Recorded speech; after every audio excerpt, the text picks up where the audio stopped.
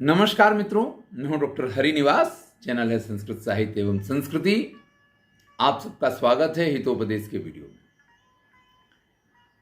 दमनक और कर्टक के बीच में चर्चा चल रही है कि उनका जो स्वामी पिंगलक नाम का सिंह है, जो बड़ा ही पानी पीने गया था, बिना पानी पिए भयभीत सा वापस आकर के बैठ गया है, तो उसके पास जाना चाहिए, उससे इसका कारण जानना चाहिए, नहीं जानना चाहिए, ये हमारा कार्य क्षेत्र नहीं है, हमें इस सब में दखलंदाजी नहीं करनी चाहिए, एक इस प्रकार की बात करता है। देखिए, इस संसार में दमनक और कर्टक मुख्यतया इस दो प्रकार के लोग पाए जाते हैं। यहां पे इन दोनों के माध्यम से हम लोगों को बहुत बड़ी शिक्षा दी जा रही है। दमनक और कर्टक ये दोनों ही हमारे अंदर विद्यमान हैं। कर्टक हमेशा हमें हतोत्साहित करता है, वो हमेशा हमसे ये कहता है कि नहीं, कुछ नहीं होने वाला, क्यों फालतू का परिश्रम करते हो, क्यों बेकार में परेशान हो रहे हो, ये तुम्हारे करने का काम नहीं है।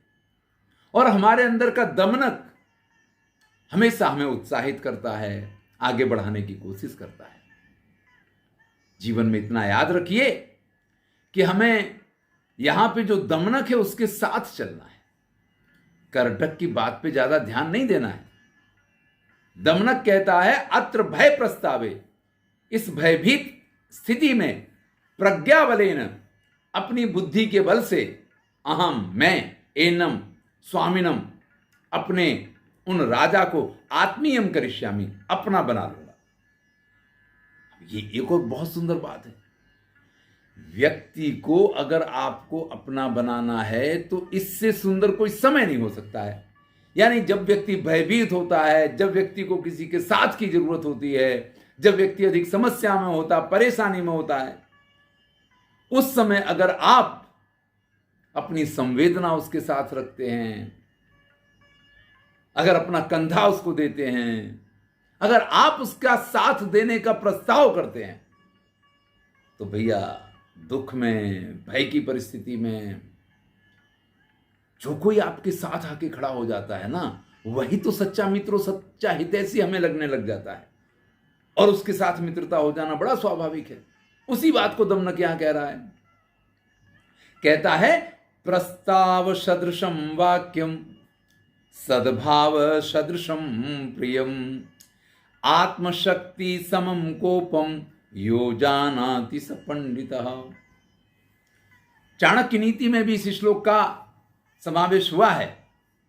उसके सभी अध्यायों के ऊपर वीडियो हैं, प्लेलिस्ट में जाइए, चाणक्य नीति देखिए।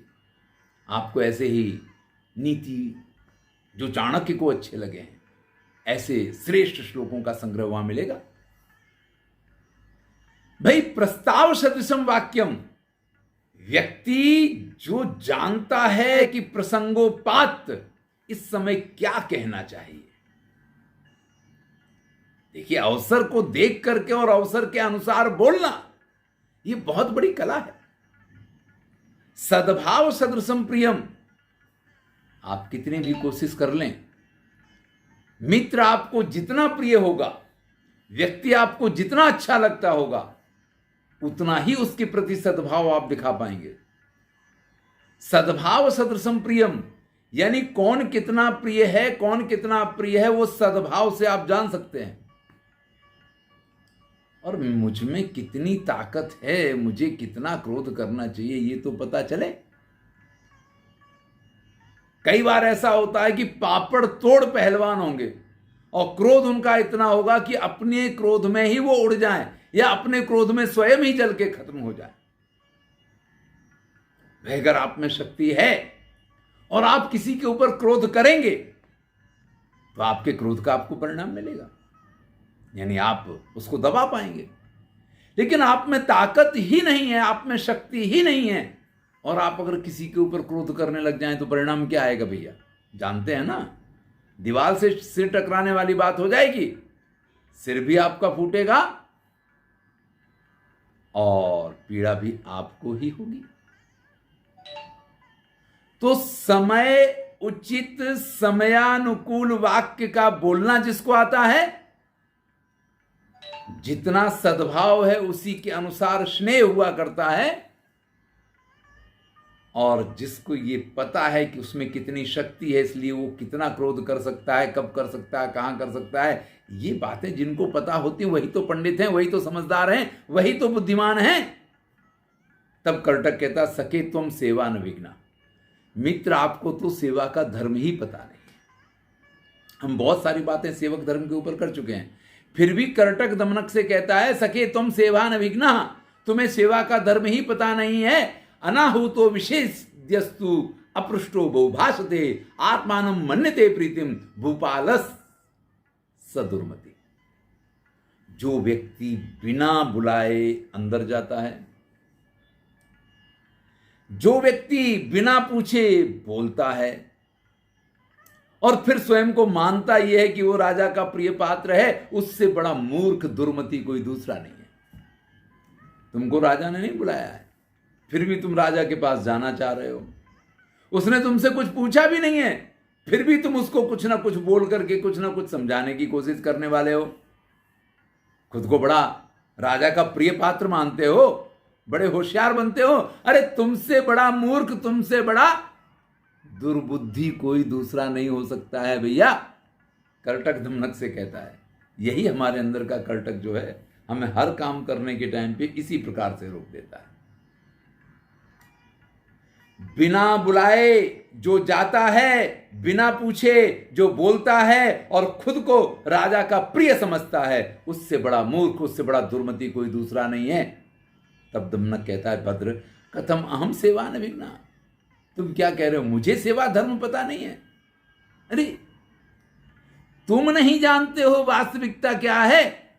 किमप्यस्ति स्वभावेन सुंदरम वाप्य सुंदरम यदेव रोचते यस्मै भवेत् तत्तस्य सुंदरम। इस संसार में कुछ भी स्वभाव से सुंदर यानी अच्छा और कुछ भी असुंदर यानी बुरा नहीं होता है भैया। जिसको जो अच्छा लगता है उसके लिए वो सुंदर होता है, और जिसको जो अच्छा नहीं लगता है उसके लिए वो असुंदर होता है। पाकिस्तान का सैनिक भारत की सीमा में दुश्मन है, भारत का सैनिक पाकिस्तान की सीमा में दुश्मन है, लेकिन पाकिस्तान का सैनिक पाकिस्तानियों के लिए दुश्मन नहीं है, वो मित्र है।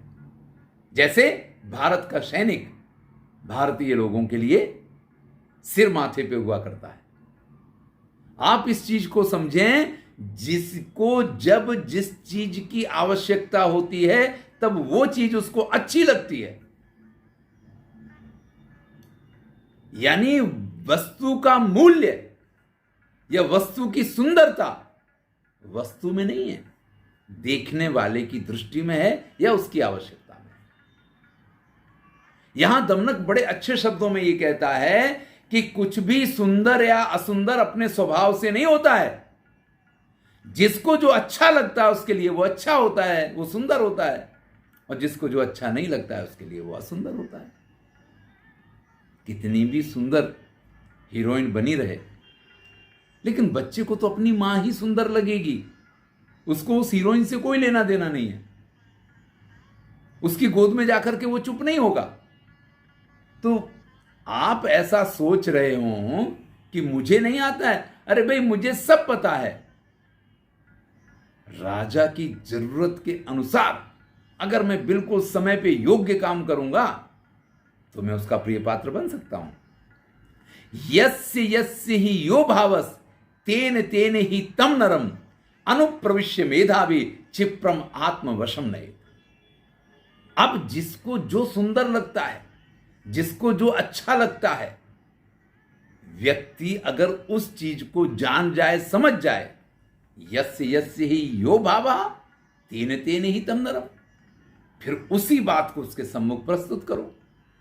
अगर मुझे पता है कि मेरे सामने वाले को क्या अच्छा लगता है और क्या बुरा लगता है, तो उसको जो अच्छा लगता है अगर हम उन चीजों की प्रस्तुति उसके सामने करते हैं तो बड़े जल्दी हम उसके प्रिय पात्र बन जाते हैं। अनुप्रविश्य, जो मेधावी होता है, जिसको जो अच्छा लगता है, उस प्रकार की वस्तु या उस प्रकार के कार्य या उस प्रकार की स्थिति उसके सम्मुख प्रस्तुत करके और उसको अपने वश में कर लिया करता है। तुम कहते हो मुझे सेवा का धर्म नहीं पता है। अरे भैया, सेवा तो आप किसी की भी करने लग जाओ, किसी को भी आप अपने वश में कर सकते हो, क्योंकि किसी के लिए कोई भी प्रिय या प्रिय नहीं होता है। वो तो जो उसके मन की बात, जो उसके हृदय की बात उसके सामने करता है, वही उसको प्रिय हो जाता है। को अत्र इह अहम इति ब्रूयात सम्यग आदेशयेति च आज्ञाम अवितथाम कुर्यात यथाशक्ति महीपते। और रही बात राजा की सेवा कैसे करनी चाहिए, चलो मैं तुमको बताता हूं। दमनक कर्टक से कह रहा है, जब राजा पूछे यहां कौन है, तो अहम इति, मैं यहां पे हूं, इस प्रकार से बोलना चाहिए। और फिर राजा जो आज्ञा दे उसको ध्यान से सुन करके आज्ञाम अवितताम कुर्यात, उसकी आज्ञा का संपूर्णतः पालन होना चाहिए, यथाशक्ति महीपते। राजा ने जो कहा है आप अपनी संपूर्ण शक्तियों का प्रयोग करके उसका पालन कीजिए। देखिए, सेवा का धर्म बता रहे हैं। आप किसी का सेवक, किसी का प्रिय पात्र बनना चाहते तो कैसे बन सकते हैं? जब राजा पूछता है यहां कौन है, तो मैं हूं श्रीमान, आज्ञा कीजिए। राजा आज्ञा देता है तो उस राजा की आज्ञा का यथाशक्ति पालन किया जाए तो फिर क्या है, राजा आपके वश में आ जाएगा। बड़ी सुंदर बात करता है, अल्पेच्छुर धृतिमान प्राज्ञः छायेवानुगतः सदा आदिष्टो न विकल्पेत स राजवसतो वसेत। देखिए, अगर आपको राजा के आसपास रहना है तो किन चीजों का ख्याल रखना है। आपके मन में बहुत बड़ी बड़ी अभिलाषाएं नहीं होनी चाहिए कि मैं राजा के पास जा रहा हूं तो मुझे ये भी करना है, ये भी करना है, राजा हमारा ये काम भी कर देगा, वो काम भी कर देगा, तो फिर आप दुखी हो जाओगे। अल्प इच्छु, थोड़ा चाहने वाला, धृतिमान यानी धैर्यवान, प्राज्ञा यानी पंडित बुद्धिमान, छाये व अनुगता सदा, जो परछाई की तरह हमेशा राजा के पीछे पीछे चले, यानी उसकी आज्ञा का पालन करने के लिए हमेशा तत्पर रहे। आदेश तो न विकल्पेत, और एक बार राजा आज्ञा करे तो फिर कल्पना विकल्पना नहीं करनी होती, यार इसका पालन करूं नहीं करूं, राजा ने कहा वो ठीक है गलत है। अरे जो कह दिया बिना सोच विचार किए उसका पालन करने वाला जो व्यक्ति इस प्रकार के गुण रखता है, वो राजा के यहां उसका प्रिय पात्र बन के रहता है। राजा से अधिक अपेक्षाएं न रखना, धैर्यवान होना, बुद्धिमान होना, छाया की तरह उसका अनुकरण करना, और इसके बाद अगर वो आज्ञा दे तो बिना विचार किए उसकी आज्ञा का पालन करना। जिसमें ये गुण होते हैं वो राजा के साथ रह सकता है, वो राजा को अपने वश में कर सकता है। कर्टक ने दमनक की सारी बातें सुन ली। फिर वो कहता है, कदाचित त्वाम अनवसर प्रवेशाद अवमन्यते स्वामी। अरे भैया, तुम कह तो सब कुछ ठीक रहे हो, लेकिन राजा ने तो तुम्हें बुलाया नहीं है।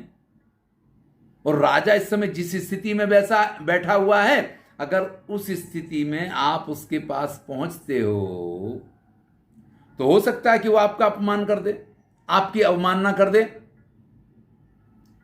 तब दमनक कहता है, अस्वेवम, अरे करे तो करे, तथापि अनुजीविना स्वामी सानिध्यम अवश्यम करणीयम। फिर भी जो अनुजीवी है, जो सेवक है, उसको स्वामी का सानिध्य अवश्य करना चाहिए, उसके पास अवश्य जाना चाहिए। क्योंकि वे क्योंकि क्या है, इसको हम अगले वीडियो में देखेंगे। मैं हूं डॉक्टर हरिनिवास।